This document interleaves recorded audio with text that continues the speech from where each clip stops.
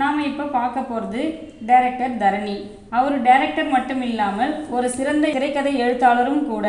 இவர் தமிழ் சினிமாவில் மட்டும் இல்லை, இவர் ஒரு தெலுங்கு பட டைரக்டரும் கூட. அது மட்டும் இல்லைங்க, அவர் பரபரப்பான அதிரடி படங்களை டைரக்ஷன் பண்ணியிருக்காரு. இவர் யார் யாருக்கெல்லாம் டைரக்ஷன் பண்ணியிருக்காருன்னு பார்த்தீங்கன்னா, நம்ம தளபதி விஜய், அப்புறம் லிட்டில் சூப்பர் ஸ்டார் சிம்பு, அடுத்ததாக நம்ம சியான் விக்ரம், இவங்களுக்கெல்லாம் தான் படம் டைரக்ஷன் பண்ணியிருக்காரு. அந்த படங்கள் என்னென்னு பார்க்கலாம் வாங்க. இவர் 6 டைரக்டர்கிட்ட அசிஸ்டன்ட் டைரக்டராக ஒர்க் பண்ணியிருக்காரு. அவர் ஃபஸ்ட்டு டைரக்ஷன் பண்ண படம்னு பார்த்தீங்கன்னா 1999 மம்முட்டி, நெப்போலியன், சங்கீதா இவங்களை வச்சு இவர் முதல் படத்தை டைரக்ஷன் பண்ணுறாரு.